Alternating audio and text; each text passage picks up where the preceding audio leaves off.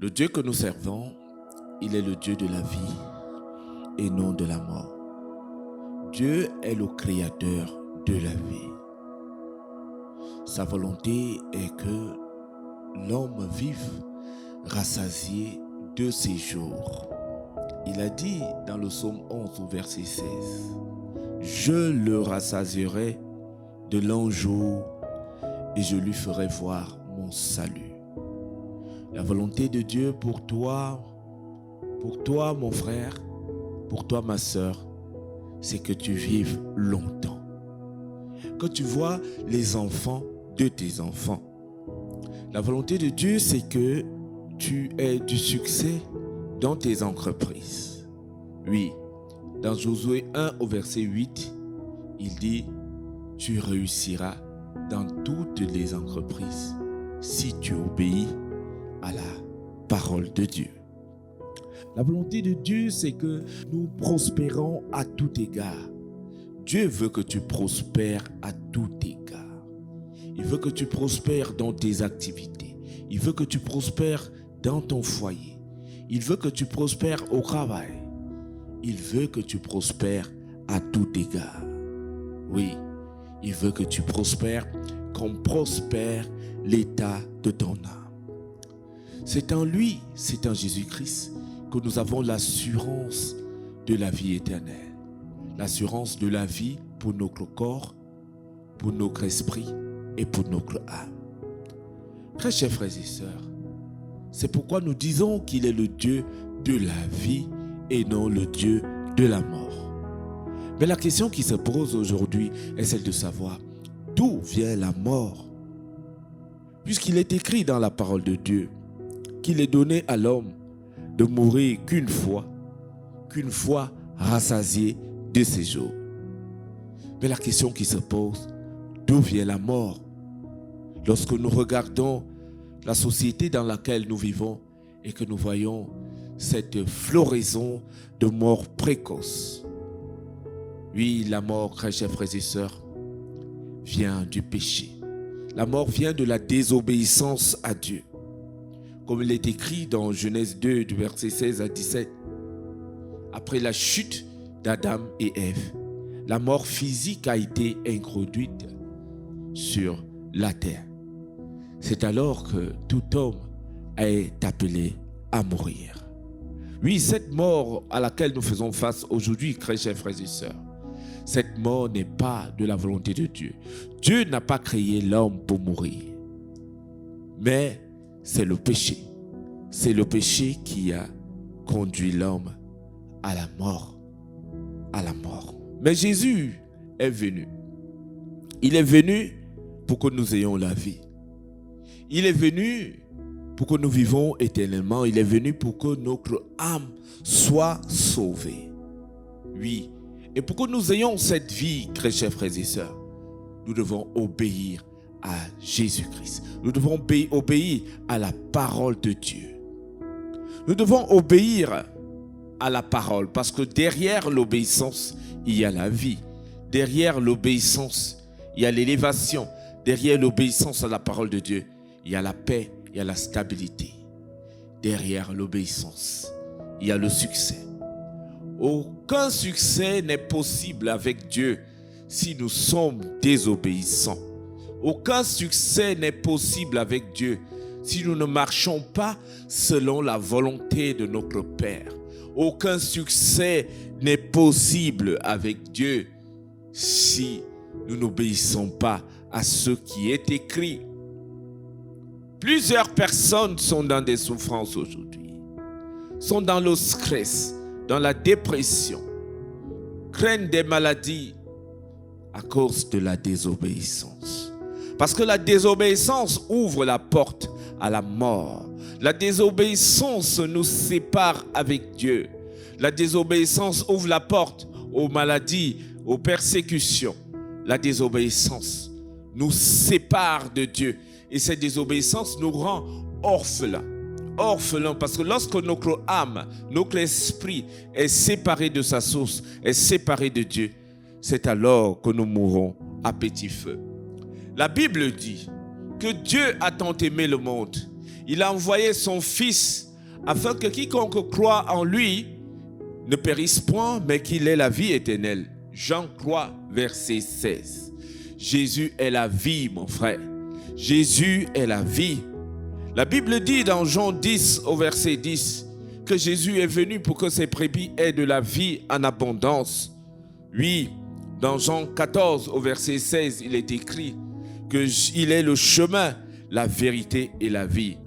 En acceptant de faire de Jésus le maître de ta vie, alors, mon frère, tu auras l'assurance de la vie pour ton corps, pour ton âme, pour ton esprit, l'assurance de la vie éternelle. Tout homme est appelé à mourir. Oui, tout homme est appelé à mourir parce que nous avons péché. À cause du péché d'Adam et Ève au jardin Éden, ils ont chuté. Ils ont désobéi à Dieu. Ils ont écouté Satan et ils ont conduit la mort physique dans le monde. Lorsque Dieu nous avait créés, il ne nous avait pas créés pour que nous mourons. Il nous a créés pour que nous vivons rassasiés de nos jours. Oui, le péché nous sépare de Dieu. Le péché nous a séparés de Dieu. Le péché entraîne en nous la mort spirituelle. Oui, lorsque nous sommes séparés de Dieu, lorsque notre âme est séparée de Dieu, lorsque notre esprit est séparé de Dieu, nous mourrons à petit feu. Un poisson n'a pas de vie s'il n'est pas dans l'eau. Un arbre n'a pas de vie s'il n'est pas dans un sol. L'homme n'a pas de vie si son âme est séparée de Dieu. Oui, nous mourrons à petit feu. La mort précoce a donc la victoire sur nous. Regardons la société.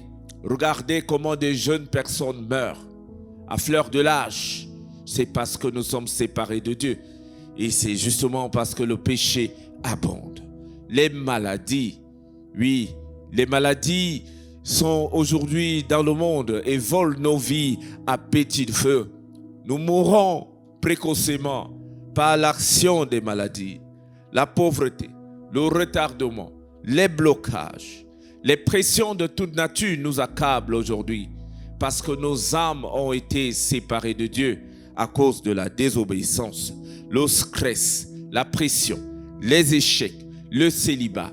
Tous ces maux, oh frères et sœurs, nous accablent aujourd'hui parce que nos âmes ont été séparées de Dieu. Cela ne dépend pas des moyens que nous avons. Cela ne dépend pas des titres que nous avons. Cela ne dépend pas de notre niveau d'études.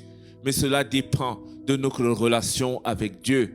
Sommes-nous connectés à Dieu? Notre esprit est-il connecté à Dieu? Ou sommes-nous séparés de Dieu? Si nous sommes séparés de Dieu, alors, chers frères et sœurs, nous mourrons à petit feu. Personne ne peut connaître la paix dans ce monde. Personne ne peut connaître le bonheur dans ce monde si nous sommes séparés de Dieu. Tu peux avoir tout l'argent du monde. Oui, mon frère. Tu peux avoir tout l'argent du monde. Mais cela ne signifie pas que tu auras la paix. La paix n'est qu'en Jésus. La paix n'est que si nous sommes réconciliés avec Dieu. Si notre esprit est réconcilié avec Dieu. Lorsque nous sommes séparés de Dieu, alors nous mourrons à petit feu.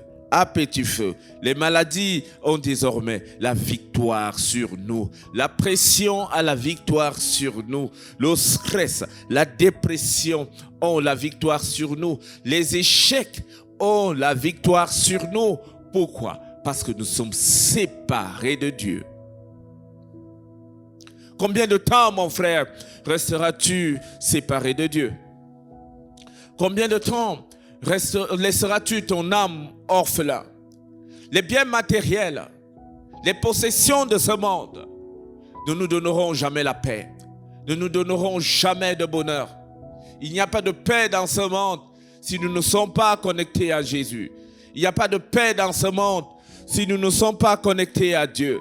Il n'y a pas de paix dans cette terre si nous ne retournons pas à Jésus. C'est pourquoi en acceptant Jésus comme le maître de notre vie, lorsque tu acceptes Jésus comme le maître de ta vie, alors tu as l'assurance de la vie. Tu as l'assurance du salut. Tu as l'assurance de la vie pour ton corps. Tu as l'assurance de la vie pour ton âme. Tu as l'assurance de la vie pour ton esprit. Accepte Jésus comme Seigneur et Sauveur. Aussi riche que tu sois, aussi pauvre que tu sois, si tu n'es pas connecté à la source, si tu n'es pas connecté à Jésus, si tu ne donnes pas ta vie à Jésus, tu ne peux pas connaître la paix. Regardez combien de fois des personnes remplies d'argent manquent de paix. Regardez combien de fois des personnes remplies d'argent souffrent et craignent des maladies que leur argent ne peut pas soigner. Parfois, lorsqu'on est pauvre, on pense que c'est lorsqu'on aura beaucoup d'argent qu'on n'aura plus de problèmes. On pense que quand on est pauvre, c'est lorsqu'on aura tout l'argent du monde qu'on n'aura plus de soucis.